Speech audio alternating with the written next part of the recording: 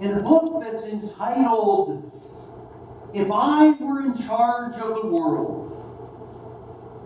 The reader is invited to see the world through the eyes of a 6-year-old. You can imagine what the 6-year-old might have said needed to be changed in the world. If not, we'll gladly loan you 4 7-year-olds. And you can find out what things would be changed.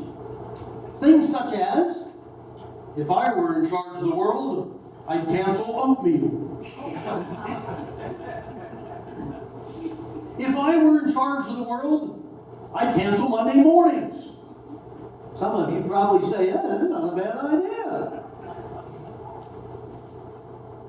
If I were in charge of the world, there would be basketball baskets 4 feet lower. If I were in charge of the world, you wouldn't be lonely and you wouldn't have bedtime. My kids were reading that last night. And finally, my faith, if I were in charge of the world, chocolate sundaes with whipped cream and nuts would be considered a vegetable.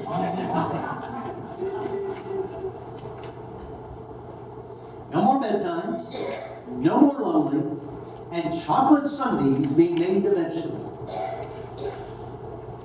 I think that little guy was yearning for power. I like that. In the conversation that we read with Jesus from Luke chapter 17, Jesus talked to his disciples about the upcoming crucifixion and the resurrection. He tries to open up to them a deep understanding of these events. They were things that may have seemed to the disciples as crazy as the truths from that little boy's mouth. So far beyond anything that we could imagine. But yet, Jesus tried to explain it to them well. He tells them that as a result of the crucifixion and the resurrection, that they will be clothed with power from on high.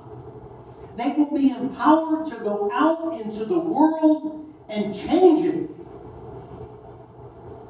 They would be empowered to be his witnesses to the end of the earth. I don't know about you, but the idea of being able to go out into the world with power and change the world sounds like something only in a movie. But yet Jesus is telling his disciples and telling us, this is exactly the way your life can be. And he says, if you have faith the size of a mustard seed. Now, I don't know how many of you have ever seen a mustard seed. But just to give you an idea of how small a mustard seed is, you would have to put 20 mustard seeds side by side to equal 1 inch. These little things are tiny. They are so small that you would just sit there and, there's dust bigger than mustard seeds, and you just might just kind of sweep it out, not even think about it. But that's the power that God says that, or Jesus told his disciples, that if your faith was the size of a mustard seed, you'd have the power that you would need to make an impact in this world. Now, I don't know about you, but the idea of having a little bit of power sounds pretty nice.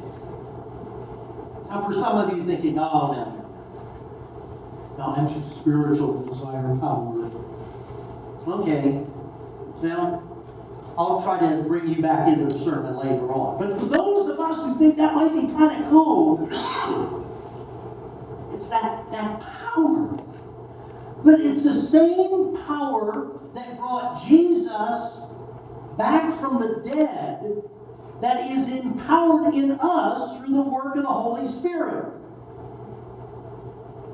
You and I have that power available to us.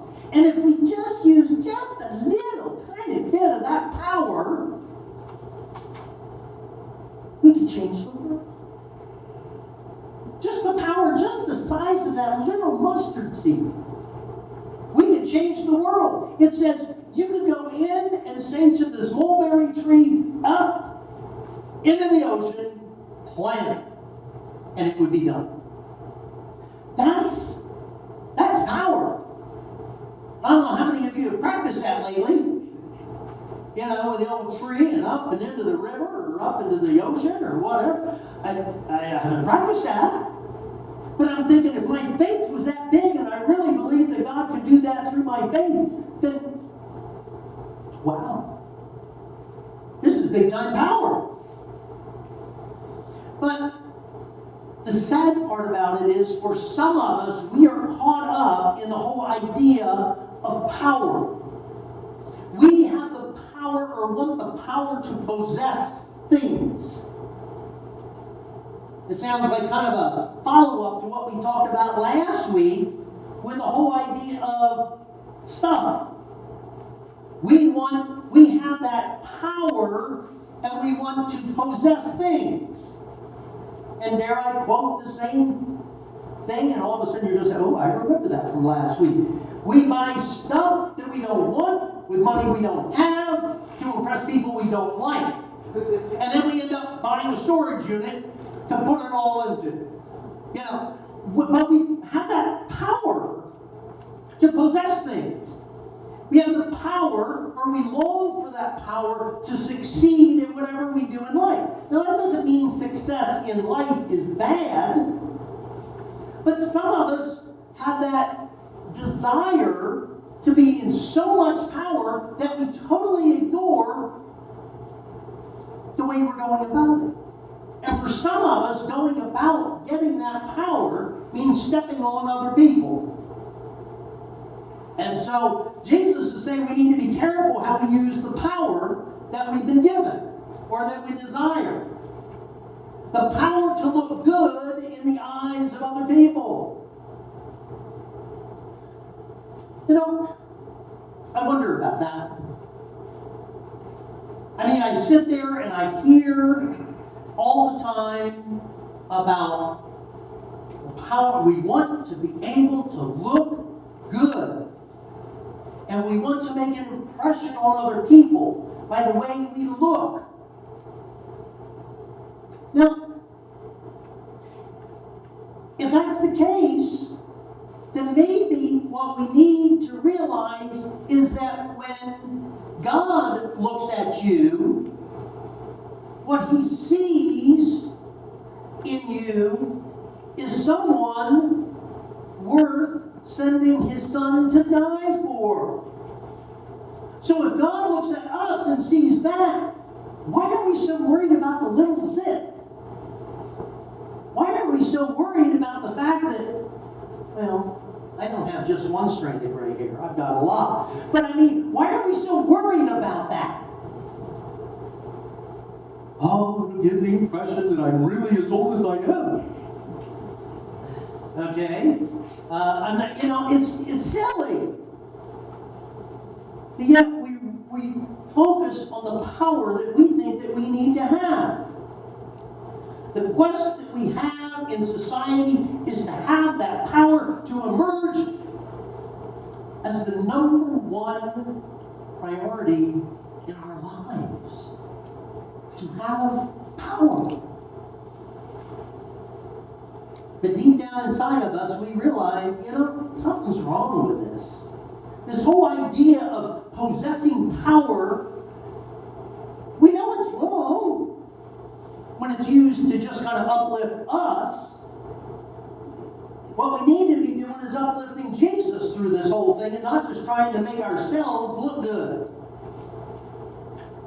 I mean, before before Jesus went into his earthly ministry, Jesus was led into the desert and the devil tempted him, among other things, with the same kind of power. The devil took him to a high place, it says in Matthew chapter 4, and showed him all the kingdoms of the world and all the glory of them. And he said to Jesus, I will give you all these if you fall at my feet and worship me. Now, if we knew that Satan had come to us and made us that same offer, most of us would go like, nah, there's a catch, I know that. And you'd walk away from it. But Satan isn't that blunt sometimes. He's kind of serpent-like. Kind of slithers around and tries to get us to go after that power, even though we don't realize that that power is not from God. Jesus knew when he rejected the enemy that it was only the power of God that was given to create and to save and to reconcile and make a difference, positive difference in the world. Not only from our lips, but from our hearts. You and I need to have this simple prayer. Thine is the kingdom and the power and the glory. Gee, does that sound familiar to anybody? We need to realize that that's got to be our desire as a believer. To not to get so wrapped up in the power and of the kingdom of this earth that we're willing to sell out.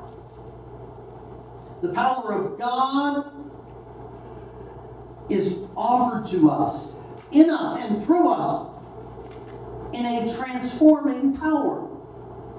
Just think of that example. If you said to this tree, be uprooted and put into the ocean, with only a little mustard seed of faith, you're sitting there going, wow, I've already got quite a bit of power. Probably not the way the world would see it, but nonetheless, the way God sees it. And then we have to ask ourselves whether or not we want power like the world or whether or not we want power like God gives. And there's a huge difference. The problem is we have this truth about transforming power of God tucked away someplace between here and here. And we don't take advantage of the power that God has given to us. That doesn't mean you have to go out and get power crazy. I mean, just realize the power that we have and how God gives it to us and will really envelop it if we're using it for the kingdom of God. I remember hearing a story about some young soldiers who had received an overnight pass from out their unit. And when the morning came, the morning after the pass, none of the 9 who had been let go, who had been given this pass, showed up. And the commander was pretty upset. Well, the first young man that stumbled back into camp was immediately taken before his company commander. And he said this, he said, "Sir, I am so sorry to be late, but I had a date, and I lost track of time, and I missed the bus, and I wanted to make it back on time, so I took a taxi. And about halfway back to camp, the taxi broke down. So I went to the farmhouse to borrow a horse. And I rode the horse, and the horse keeled over and died 5 miles from camp. So I had to walk the rest of the way." The commander is sitting there going, "Geez, I have heard some whoppers, but this one is a bit much." So he said, "All right," kind of chewed him out a little bit and said, "Go back and get ready." The next 7 soldiers that came back had the exact same story. You gotta wonder about this, right? One by one, had a date, lost track of time, missed the bus, had to take a cab, the cab broke down, had to borrow a horse from a farmer, the horse died, and then I had to walk the rest of the way back to camp. By the time the 8th one had finished this story, the commander was beside himself. How did these guys come up with such a cockamamie story and lie to me and think that I'm going to buy it from all of them? Finally, the 9th soldier arrived. Totally exasperated, the commanding officer said, "All right, what happened to you?" "Well, sir, I had a date, and I lost track of time, and I missed the bus. And so I hired a taxi." And the commander said, "Stop, right there. Are you going to tell me that the cab broke down?" The soldier said, "No, sir. I'm going to tell you that the taxi was fine. The problem was there were so many dead horses in the road we couldn't get through." Now, God is calling us to life. But sometimes He can't get through all the dead horses. He can't get through all the dead areas of our life to get to where He wants to go. Because we put up so many things so that the power that we want is not the power that God desires to give us. And all this power that we desire is nothing more than just death standing in our way. And God says, "Man, I want more for you than this. Stop trying to get this power on your own and receive the power that I want to give you through the Holy Spirit." Everything that you and I achieve, everything that we possess, everything that we seek to attain on our own is dead. You need to realize that. But everything that God desires to give to us is filled with life. There's a wonderful cartoon in which people have gathered together in an attorney's office for the reading of the last will and testament. And the look on the people's faces were amazing. The attorney made sure everybody was there, and he started off the reading of the will, and then he stopped for a moment. He goes, "I don't know why everybody's here. He took it all with him." Now, none of us can take it all with us. We can't. There's no U-Haul behind the hearse. We can't. You and I cannot take it with us. But whatever you do with your money and your talents and your possessions and your gifts and your time need to not be saved for a future life. They need to be used now. So what can you use your gifts? How can you use your gifts within the context of our relationship to God? Maybe that's the question we really need to ask. What can we do today to show the love that God has given to us? What can we do today to show the power that God has given to us to make a difference in the life of someone else? Whom can you share your gifts? I'm reminded this last week, I believe it was Monday, there was an article in the Sioux City Journal. Tim Gallagher wrote it, and he had them to write it about the Nelsons. Was I right there, Carolyn? And I got a chance to read the article, and I thought, man, this is just, it was captured beautifully. So I've known Tim. He wrote an article about me when we did the cell phone Sunday, and he and I have seen each other at numerous games and so forth and so on. So I sent him a note. I said, man, you really nailed it on this story of the family. And he sent me a note back and he said, you know, I hear that Larry was quite a missionary. And I thought, boy, have you just swung open the right door for me. Man, I had a chance to tell him, and I just loved it. And I was just, by the time it was all over with, I was just so proud to call Larry my friend. You know, and I think it kind of overwhelmed Gallagher just because of what I was saying. I said, yeah, he was. Not just a missionary overseas, not just a missionary here in the States, but this guy lived the whole idea of giving and being a missionary empowered by God. Our prayer, my friends, needs to be this. Lord, increase our faith. That was the prayer of the disciples.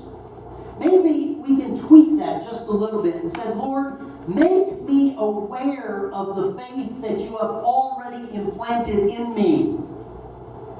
This size of a mustard seed. And as a result of the crucifixion and the resurrection of Jesus, we need to realize that we can be empowered from on high to use the gifts that God has given to us. What are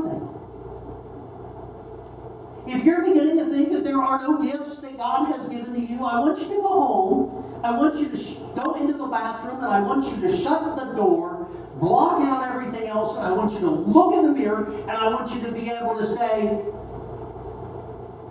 God, show me what I've got that will make a difference. Because we all have something. We all have something that we can do that will make a difference, will make an impact on the world. We need to understand that. And whatever it is that is kind of blocking between God giving us those gifts and us utilizing those gifts, we need to get it out of the way. We need to, move the dead horses out of the way and drive through with our power. We need to open ourselves up to the power of love so that our experiences in worship can honor God. Not just in worship, but in life. Not just in our hearts, in our heads, but in our actions as well. Let's pray. Gracious God, for the power